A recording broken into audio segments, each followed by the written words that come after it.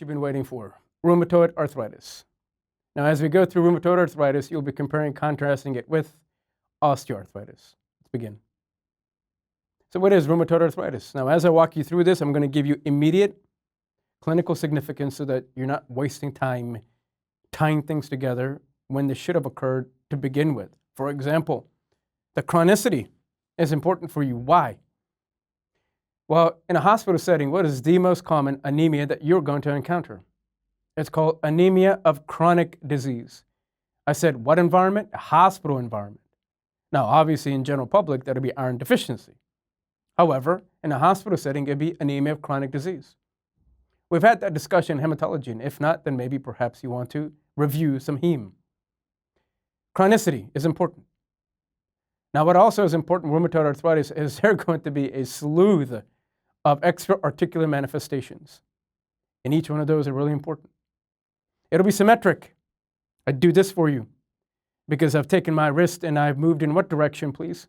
What do you mean, which direction? Don't say left or right. I'm talking about ulnar or radial.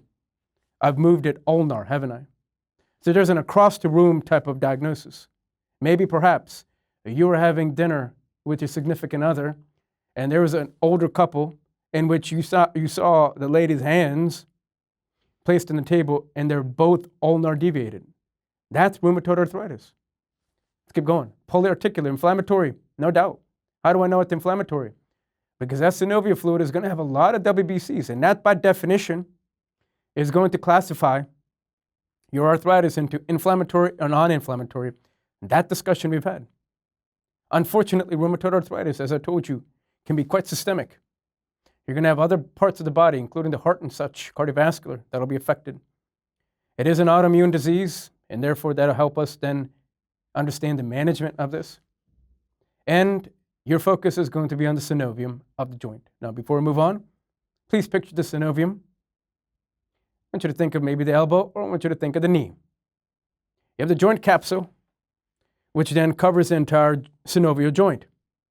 On the inner aspect of the joint capsule, we have the synovium, which are these little bitty cells, which then are responsible for secreting synovial fluid, which, as you know, one of the main constituents would be hyaluronic acid, which then keeps the joint nice and lubricated so that prevents any type of friction. Keep that in mind. Causes a polyarticular symmetrical arthritis that we talked about. Extra-articular manifestations is where we go next. You'll have these rheumatoid nodules. What is a rheumatoid nodule? It is fibrinoid necrosis. Fibrinoid necrosis, along with what's known as a palisading pattern of histiocytes. Where am I? Skin. So you have fibrinoid necrosis taking place of the blood vessel. Along with it, though, you will have a palisading pattern of histiocytes. You could have rheumatoid nodules, skin, lungs, and then rheumatoid nodules. In other words, you could have involvement of the lung as well, resulting in interstitial fibrosis. Or you could have rheumatoid type of vasculitis. Skin, nerve, internal organs may be affected. You could have involvement of the sclera. Picture that. You could have episcleritis. We'll talk about what Felty's syndrome is. So not only could you have anemia of chronic disease, but then you can also have neutropenia. But the neutropenia plus your splenomegaly, left upper quadrant fullness. So if, for example, there is rheumatoid arthritis, and there is a description, or there is a finding of left upper quadrant fullness, you should be thinking about Felty syndrome. The combination of neutropenia and splenomegaly gives you Felty syndrome. And then you could have involvement of serosa. So in other words, serositis. You could have pericarditis, you could have pleuritis, and perhaps even peritonitis. Pericarditis, in other words, leaning back upon inspiration, it hurts. Leaning forward, expiration, separate my pericardium, and the pain is relieved. Pathogenesis. Well, we're not completely sure. However, here's something that you want to keep in mind. The antigen-presenting cells, whether it be the dendritic or the macrophage, maybe the T or B lymphocytes, and neutrophils might be then involved. These cells elaborate. In other words, you could have your cytokines, especially TNF therapy is part of the regime, right? Your biologics, because TNF alpha will play a role with the inflammatory process. The rheumatoid factor we've talked about earlier is an IgM, which is then targeting the Fc region of the IgG. I also told you that a rheumatoid factor would be more specific for rheumatoid arthritis, correct? And here it is. But there's something even more specific. It's called cyclic citrullinated peptide. Talked about this earlier. These are specific and or aggressive forms of rheumatoid arthritis. Also associated with the female gender. In general, you know that if you refer to autoimmune diseases, you are dealing with, or unfortunately, the ladies are dealing with autoimmune diseases. HLA-DR4 is another propensity. Complex interaction take place in the synovium. I told you earlier that you want to focus upon the synovium.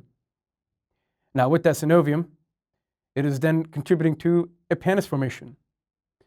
Now, that pannus formation, in other words, a granulation tissue which is proliferating. What is pannus? Pannus is a granulation tissue which is proliferating. And that proliferating and granulation tissue within the joint capsule by the synovium is causing complete degradation of everything in sight. In other words, you're going to have massive erosion of the bone and massive erosion of the cartilage. What do you think happens to the amount of synovial fluid in rheumatoid arthritis? It's increased, obviously. Synovial fluid is not found to be increased in osteoarthritis. Now, if the patient goes on without treatment, then inflamed synovium can erode everything in sight. And these erosions will then, unfortunately, may then become a permanent disability. Therefore, the current therapy is to reverse the synovitis and the synovial thickening.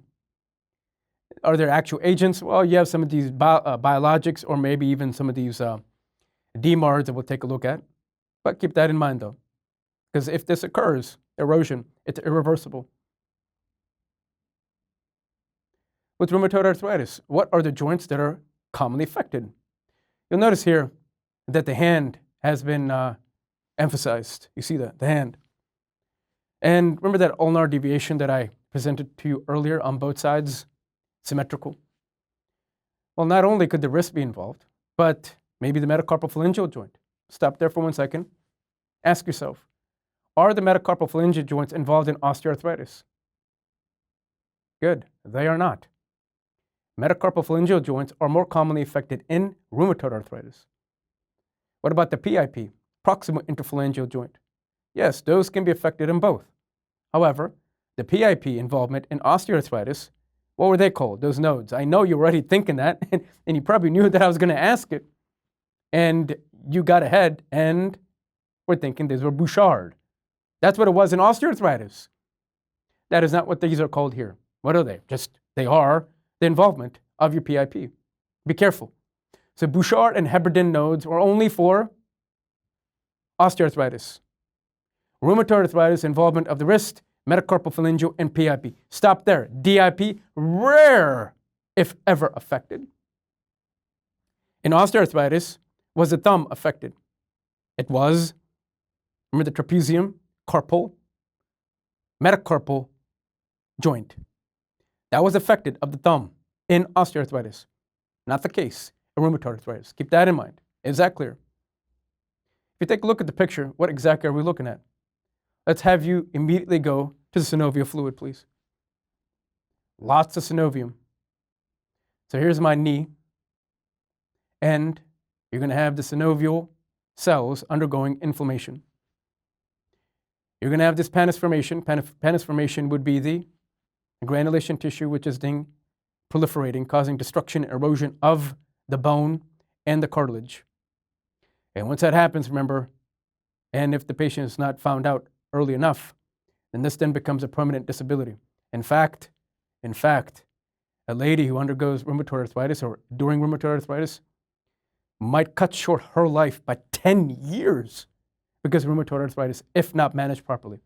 So we're talking about significant repercussions. In addition, inflamed joint capsule and inflamed synovium, and in that synovium, you're going to find quite a bit of inflammatory.